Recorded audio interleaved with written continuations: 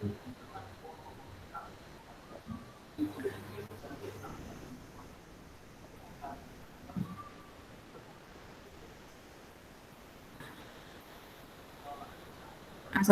warahmatullahi wabarakatuh. Kami dari kelompok 5 akan menjelaskan paper yang sudah kami review yang berjudul yaitu analisis pengumpulan dan pengelolaan zakat infak sodako di Lazismu Lamongan.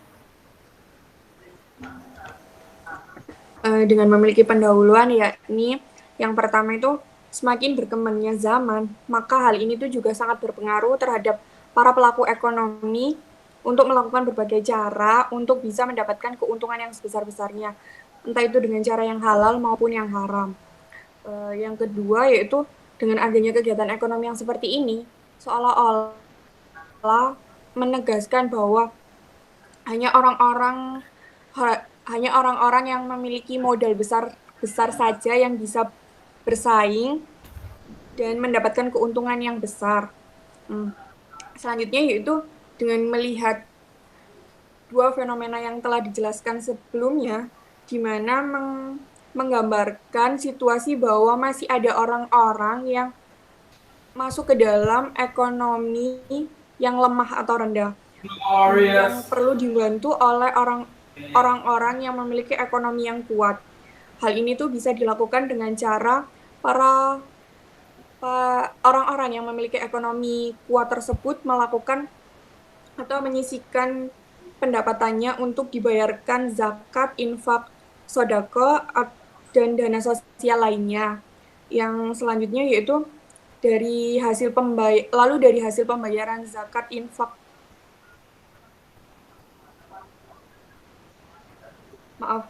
lalu dari hasil pembayaran zakat, infak, dan sodako tersebut yang telah terkumpul akan dikelola oleh Lazis Muhammadiyah Lamongan untuk kesejahteraan masyarakat dengan cara pembangunan di bidang ekonomi dan juga kegiatan umat lainnya. Next.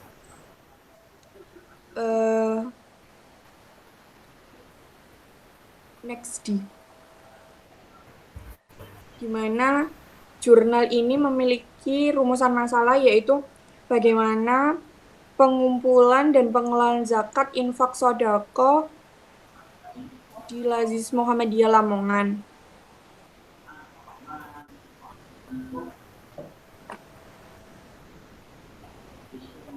Landasan teori tentang zakat. Zakat dapat disimpulkan sebagai harta yang dimiliki oleh orang muslim untuk mensucikan diri dengan adanya syarat tertentu yang wajib diberikan kepada orang lain, mempunyai hak atas zakat tersebut dengan tujuan untuk mendapatkan rahmat dari Allah dan mendapatkan barokahnya. Barokahnya itu semakin lancarnya rezeki bagi yang mengeluarkan hartanya untuk zakat. Seseorang yang telah memenuhi syarat untuk berzakat harus mengeluarkan sebagian harta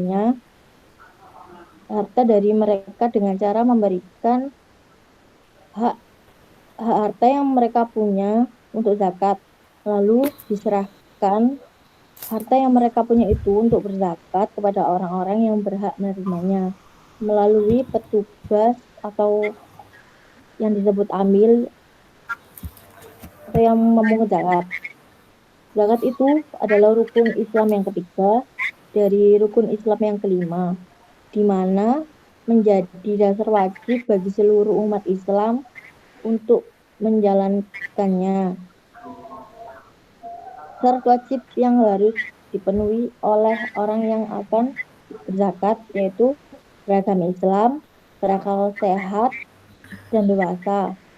Yang ketiga memiliki harta yang jumlahnya melebihi nisab. Yang keempat milik hartanya sempurna. Yang kelima merdeka. Yang keenam hartanya itu sampai nisab. Yang ketujuh bebas dari hutang. Landasan teori tentang infak. Infak bisa disimpulkan berbagi untuk kebaikan untuk suatu kepentingan yang diperintahkan dalam Islam. Oleh karena itu, infak berbeda dengan zakat. Infak tidak mengenal nisab atau jumlah harta yang telah ditentukan. Infak itu juga tidak diberikan kepada orang-orang yang tertentu, dapat diberikan kepada siapapun yang membutuhkan. Perintah infak sudah dijelaskan pada Al-Quran, yaitu pada dalam surat Az-Zariyat ayat 19 yang memiliki arti yaitu, dan pada harta-harta mereka ada hak untuk orang miskin yang meminta dan orang miskin yang tidak mendapat bagian. Maka dalam hal ini, dalam agama Islam sudah dijelaskan bahwa perintah infak itu sifatnya sukarela, tidak ada ukuran atau uh, tidak ada ukuran atau batasan. Dalam infak juga sifatnya itu sukarela. Lalu yang selanjutnya ada sodako. Sodako berasal dari kata sodako yang berarti benar. Secara etimologis, sodako berasal dari bahasa Arab yang diambil dari kata mushtaq, yaitu akar kata benar. Dalam hal ini, sodako itu hampir mirip dengan infak. Namun, bentuk sodako ini tidak hanya jika infak itu berupa uang. Namun, kalau sodako itu bisa juga tidak berupa uang. Namun, dalam hal ini, dalam sodako di Lazismu Lamongan ini itu memberikan sebagian harta kita kepada penerima yang yang sudah memiliki ketentuan tertentu, yaitu masyarakat miskin. Selanjutnya, metode penelitian. Dalam penelitian ini, peneliti menggunakan penelitian kualitatif dengan pendekatan fenomenologi, di mana dengan menggunakan pendekatan fenomenologi, peneliti dapat melakukan pendekatan dalam fenomena di Lazis Muhammadiyah Lamongan, guna dalam pengumpulan dan juga pengolahan untuk kesejahteraan warga Muhammadiyah. Dan juga peneliti dapat memahami fenomena dari sudut pandang partisipan atau partisipasi subjek dan ingin mengetahui objek penelitian melalui partisipan.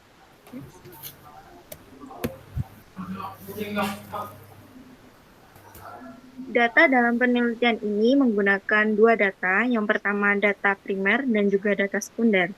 Data primer diperoleh dari pengurus Lazismu Lamongan sebagai pihak pengolah dana, Muzaki, serta Mustahik sebagai alat cross-check data.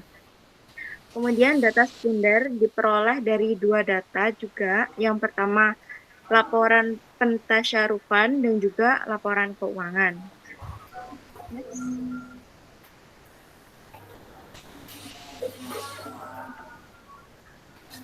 Sampel dan populasi. Dalam penelitian ini, sampel yang digunakan yakni purposive sampling atau sampel bertujuan, di mana dalam penggunaan sampel ini menentukan beberapa kriteria. Yang pertama, mampu memberikan informasi mengenai pengumpulan zakat. Yang kedua, pihak menyalurkan dana. Dan juga yang ketiga, ada ketua dan manajer yang bisa memberikan informasi mengenai pengumpulan dan juga pengelolaan zakat. Pengumpulan data ada 3 tahap. Yang pertama melalui wawancara dengan wawancara terbuka yang dilakukan dengan pengurus Lazis Muhammadiyah Lamongan. Kemudian yang kedua ada observasi dengan penelusuran informasi yang relevan dari lembaga yang menjadi objek penelitian. Yang ketiga ada dokumentasi, yakni berupa arsip atau laporan tahunan mengenai pengelolaan zakat. Analisa data ada 3. Yang pertama reduksi data dengan memaparkan data yang diperoleh dari lapangan yakni dari data pengurus Lazis Muhammadiyah Lamongan, dan juga dilakukan penyajian data dengan mengetahui pelaksanaan dan juga pengolahan zakat, yakni dalam hal pengumpulan, pendistribusian, dan juga pendayagunaan. Dan yang terakhir ada penarikan kesimpulan atau verifikasi yang dapat mengemukakan teori yang berkaitan dengan peneliti, di mana yang dimaksud guna untuk mendapatkan kesimpulan yang dapat digeneralisir. Keabsahan data ada dua. Yang pertama member checking dan triangulasi sumber, di mana member checking itu digunakan untuk menanyakan kembali kepada responden untuk keakuratan laporan penelitian, yakni pada pihak Lazismu Lamongan. Triangulasi sumber digunakan untuk pengecekan kembali kepada responden lain untuk mengecek keabsahan dan kebenaran dari responden yang utama. Jadi data dari pengurus responden yang utama akan dicek keabsahan kepada yang lainnya.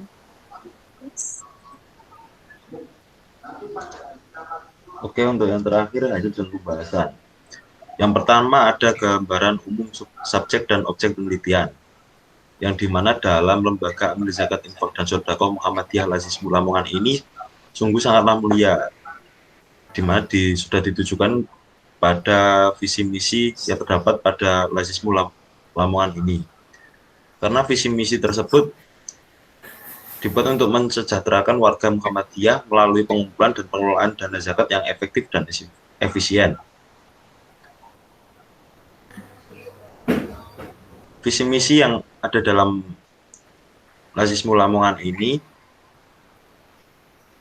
visi dari Lazismu tersebut adalah menjadi lembaga amil zakat yang terpercaya, sedangkan misinya adalah yang pertama ada optimalisasi kualitas pengelolaan zakat infak sodako yang amanah, profesional, dan transparan.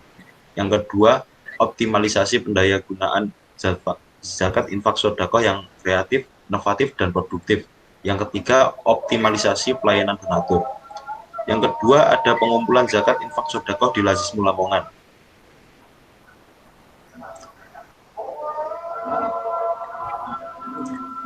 Pengumpulan zakat infak sodako di Lazismu Lamongan ini dikumpulkan bertujuan untuk mensejahterakan umat, khususnya warga Muhammadiyah di Kabupaten Lamongan.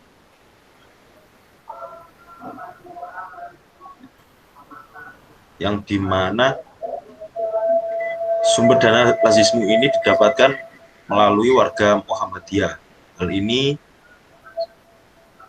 sudah dijelaskan di paper tersebut dengan hasil wawancara dengan Ketua Bidang Fundraising sebagaimana berikut ini. 1. Dari muzaki, orang-orang dan perorangan setiap bulan ataupun insidentil biasanya mereka bayar zakat 1 tahun sekali. Yang ketiga, dari seluruh warga Muhammadiyah itu yang paling banyak pada saat melakukan penggalangan mereka lah yang luar biasa menjadi amil-amil penting untuk peningkatan pendapatan Lazismu. Pernyataan tersebut semakin meyakinkan ketika melihat sosok yang berbicara tersebut merupakan sosok yang bertanggung jawab kesehariannya dalam masyarakat, juga sangat aktif dan mempunyai banyak relasi dan tentunya sangat amanah. Untuk selanjutnya, pengelolaan zakat infak sodako di Lazismu Lamongan.